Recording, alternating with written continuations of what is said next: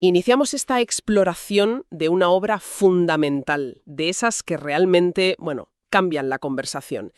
El ensayo sobre el principio de la población, de Thomas Malthus. Nos situamos a finales del siglo XVIII, ¿eh? Un momento fascinante, ¿no? La revolución industrial despegando, un crecimiento demográfico en Europa que empezaba a ser muy, muy notorio, y en medio de todo este torbellino, pues Malthus lanza unas ideas que, la verdad, chocaban frontalmente con el optimismo ilustrado sobre un futuro de progreso sin límites. Nuestra tarea hoy es bucear en el corazón del argumento malthusiano, apoyándonos en su propio texto, claro. Queremos entender por qué estas ideas, a pesar de las controversias, siguen siendo un punto de referencia casi ineludible en la historia del pensamiento económico. Así es. Vamos a centrarnos en esa tensión central que Malthus identificó, el contexto que le dio forma y, sobre todo, cómo intentó demostrarla. Fíjate, observando desde sociedades, digamos, remotas hasta la Europa de su tiempo. Es un viaje a las raíces de debates que, bueno, aún hoy resuenan. Muy bien, pues entremos en materia. La idea clave de Malthus parece sencilla a primera vista, pero sus ramificaciones son enormes, ¿verdad? Desde luego. Se trata de una tensión, casi una carrera, entre nuestra capacidad biológica para reproducirnos y nuestra capacidad técnica y social para producir alimentos. Y lo vistió con una formulación matemática que, bueno, aunque hoy la veamos más como un modelo conceptual que una ley exacta, fue impactante en su momento. Malthus observó, basándose sobre todo en los datos que llegaban de la joven nación americana, que una población sin frenos tiende a crecer geométricamente. Geométricamente. Sí, piensa en 1, 2, 4, 8, 16, vamos, doblándose cada 25 años, más o menos, según sus cálculos de la época. ¿Y frente a eso? Frente a eso, la producción de alimentos. Atada a la tierra disponible y a la tecnología del momento, solo podía aspirar, en el mejor de los escenarios, a un crecimiento aritmético. 1, 2, 3, 4, 5. Mucho más lento. Claro. Claro. ¿Por qué? Porque la tierra fértil es finita. Y como sabemos por economía básica, las mejoras agrícolas suelen tener rendimientos decrecientes.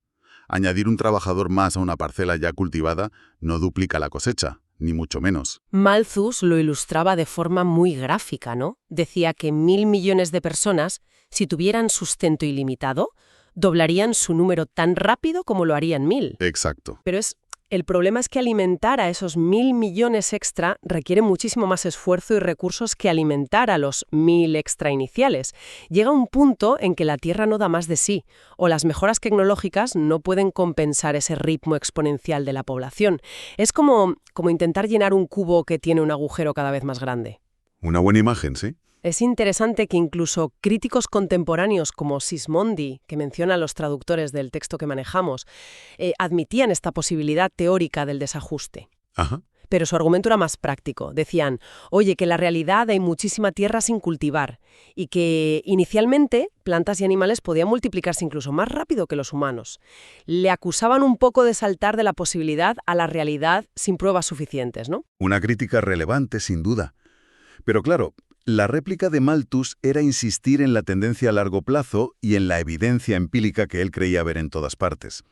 Él mismo reconocía predecesores como Wallace, Hume o Adam Smith, pero defendía haber sido el primero en analizar sistemáticamente la comparación entre ambas progresiones y sus consecuencias, bueno, inevitables, según él, sobre la condición humana. Y lo hacía en un momento clave. Justo, con ese crecimiento demográfico europeo generando debates intensísimos sobre pobreza, recursos, el futuro, vamos, el caldo de cultivo perfecto. Y aquí viene la parte que realmente sacudió los cimientos de muchas ideas de la época.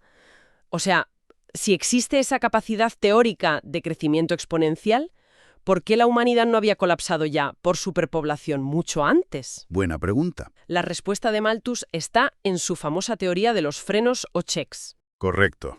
Él no decía que la población siempre crecía geométricamente, sino que tendía a hacerlo. Pero era constantemente contenida por estos frenos, que la ajustaban, a menudo dolorosamente, al nivel de los alimentos disponibles. Y los clasificó en dos grandes grupos. A ver. Por un lado, los frenos positivos. Son los que aumentan la tasa de mortalidad. Malthus aquí no se anduvo con rodeos, ¿eh? Los englobó bajo los duros términos de miseria y vicio. Su ensayo está repleto de ejemplos históricos y etnográficos para ilustrarlos.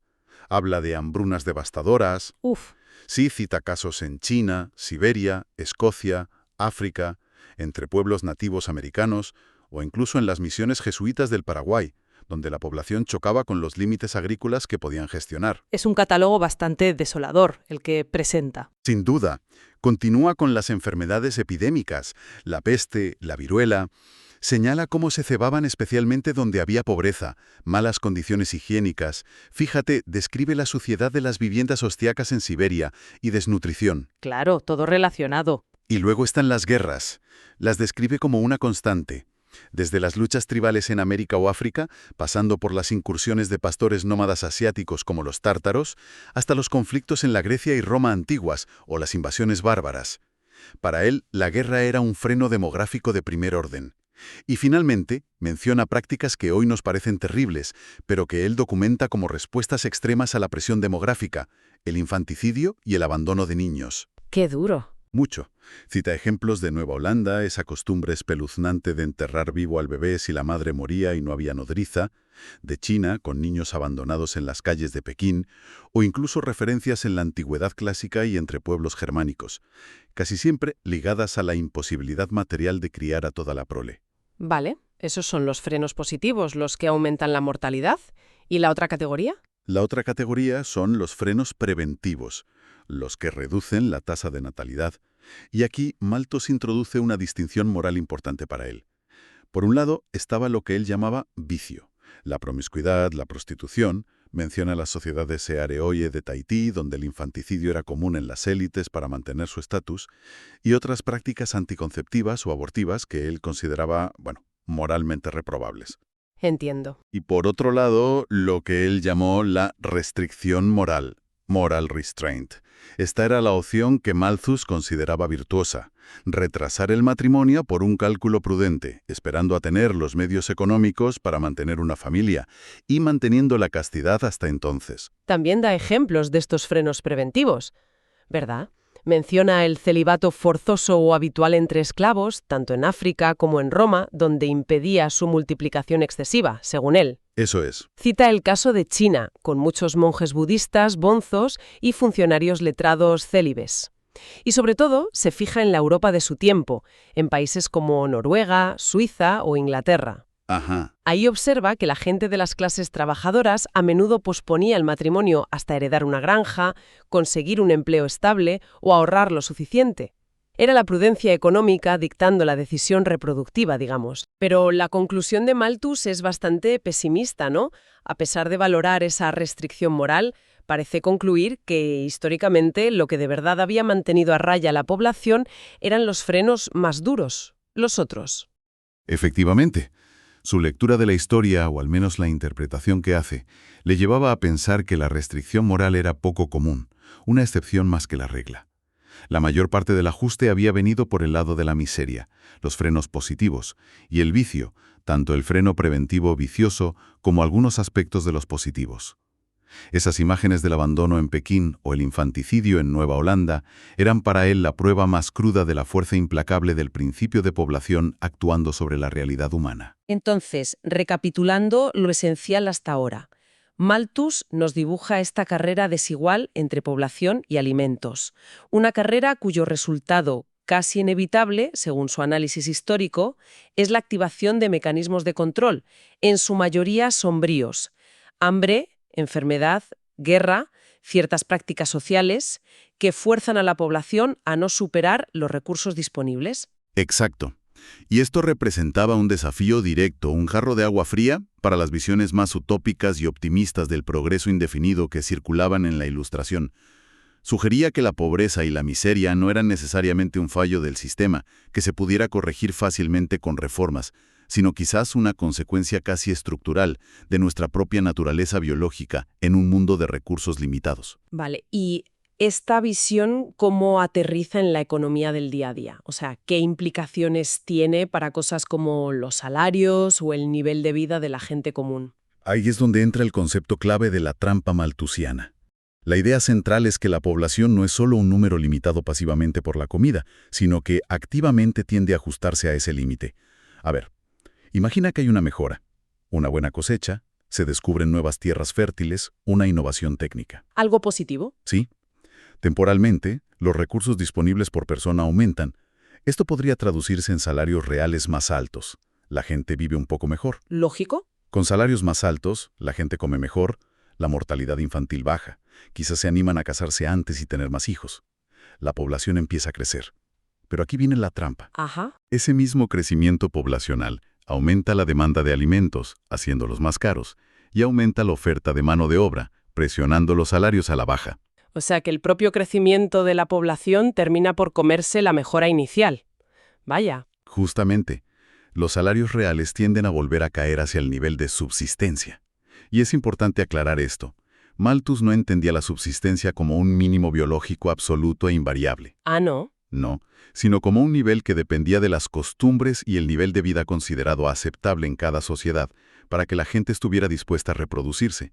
Podía variar. Entiendo. Si por alguna razón los salarios caían por debajo de ese nivel de subsistencia habitual, una mala cosecha, una guerra, lo que fuera, entonces la miseria aumentaba. Los frenos positivos, hambre, enfermedad actuaban con más fuerza, la población dejaba de crecer o incluso disminuía, hasta que la relación entre población y recursos permitía que los salarios se recuperaran a ese nivel habitual.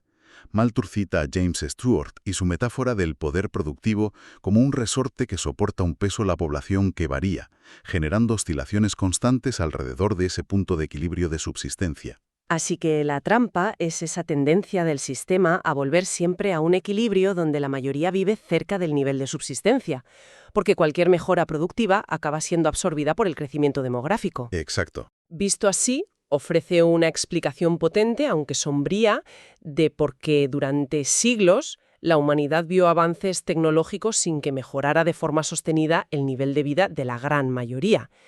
Es una pieza clave para entender la historia económica preindustrial, ¿no? Totalmente. Pero volviendo a las críticas que mencionábamos antes, como las de Sismondi o Say, que le reprochaban confundir la posibilidad teórica con la realidad práctica, señalando la existencia de tierras baldías, ¿cómo encajaba Malthus esa aparente contradicción? ¿Ignoraba el potencial productivo sin explotar? No, ojo que no lo ignoraba, pero su argumento era más sutil. Decía que, aunque teóricamente hubiera tierra o recursos para más gente, en la práctica los frenos estaban actuando ya, mucho antes de llegar a un límite físico absoluto. ¿Cómo? Apuntado a las barreras institucionales, sociales y políticas, la mala distribución de la propiedad de la tierra, la inseguridad jurídica, los malos gobiernos, describe la situación en Turquía como ejemplo de esto, las guerras endémicas que impedían la agricultura estable, como entre tribus americanas o tártaras, la falta de comercio o industria.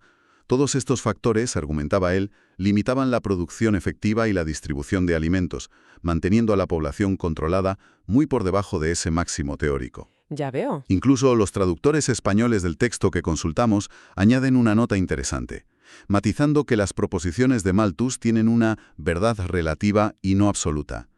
Reconocen esa tensión. Y esto le llevaba a conclusiones políticas y sociales muy concretas y a menudo polémicas. Su crítica a las leyes de pobres inglesas es famosa. Sí, argumentaba que al garantizar un sustento mínimo independientemente del esfuerzo o la prudencia, estas leyes eliminaban la responsabilidad individual y animaban a la gente a casarse y tener hijos sin tener medios propios. Claro. Esto, según él, no aliviaba la pobreza a largo plazo, sino que la perpetuaba al generar más bocas que alimentar de las que el sistema podía sostener eficientemente. Distorsionaba, digamos, las señales naturales sobre la escasez de recursos. Una lógica que también aplicaba a ciertas formas de caridad, ¿no? Correcto. Criticaba duramente instituciones como los hospitales de expósitos, niños abandonados, argumentando que, aunque bien intencionados, podían incentivar el abandono y no necesariamente reducían la mortalidad infantil general. Aliviaban la presión sobre los padres para ser prudentes, según su visión. Suena duro. Suena duro, sí, pero para él era una consecuencia lógica de su principio. La causa última de la pobreza de las clases trabajadoras residía en su propia tendencia a reproducirse por encima de sus medios disponibles. Matizaba, eso sí, que un buen gobierno, la seguridad de la propiedad y la libertad económica eran fundamentales. Eran necesarios para maximizar la producción y permitir que la prudencia, la restricción moral, pudiera operar. Pero incluso con mejoras salariales, advertía, si no cambiaban los hábitos de prudencia de la población, el resultado sería simplemente más población viviendo al mismo nivel de subsistencia. Lo que nos lleva a un debate muy actual. Exacto. ¿Hasta qué punto la pobreza es un problema estructural o de comportamiento individual? Malthus ponía el énfasis en lo segundo, aunque reconocía que estaba condicionado por lo primero. Entonces, para resumir este bloque, la trampa malthusiana describe esa dinámica recurrente. Los avances productivos son contrarrestados por el crecimiento poblacional, manteniendo el nivel de vida promedio anclado cerca de la subsistencia. Eso es. A través de esa compleja interacción entre salarios, recursos y los distintos frenos, positivos y preventivos, que Malthus identificó. Y fue precisamente este modelo el que usó para rebatir las visiones más optimistas de reformadores sociales como Condorcet o Godwin, que imaginaban sociedades futuras de igualdad y abundancia perfecta. Claro, Malthus argumentaba que, si se eliminaba la propiedad privada y la responsabilidad familiar, se destruiría el principal incentivo para la restricción moral, para la prudencia. Y eso desataría un crecimiento poblacional que inevitablemente traería de vuelta, y quizás de forma más brutal, la escasez, la miseria y la necesidad de restablecer alguna forma de control social o desigualdad. Una visión bastante sombría de las utopías. Hemos recorrido los pilares del influyente modelo de Thomas Malthus, esa tensión fundamental entre una población con potencial de crecimiento geométrico y unos recursos que, crecen mucho más despacio, aritméticamente.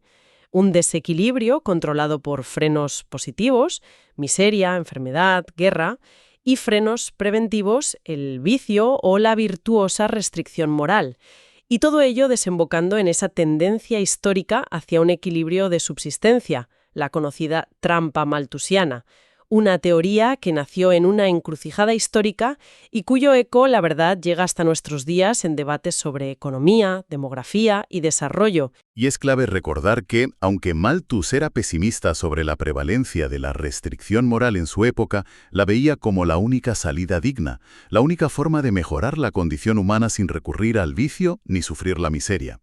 Su método, basado en recopilar y analizar una cantidad ingente de datos históricos y etnográficos, interpretados, claro está, a través del prisma de su teoría, nos ofrece una herramienta crucial para entender la dinámica de las economías preindustriales y también para entender por qué el crecimiento económico moderno fue tan revolucionario, al romper, al menos en parte, esa trampa. Y con esto dejamos una pregunta abierta, una reflexión final para seguir pensando. Malthus escribió justo en el umbral de la gran transformación de la revolución industrial. Sus efectos sobre la productividad agrícola y la tecnología en general apenas empezaban a vislumbrarse. Si pensamos en los 2 siglos siguientes, con avances tecnológicos y cambios demográficos sin precedentes, ¿hasta qué punto la historia ha validado, ha refutado o, quizás más interesante, ha matizado las predicciones centrales de Malthus sobre la compleja relación entre cuántos somos, qué podemos producir y, en definitiva, cómo vivimos? Ahí queda la pregunta.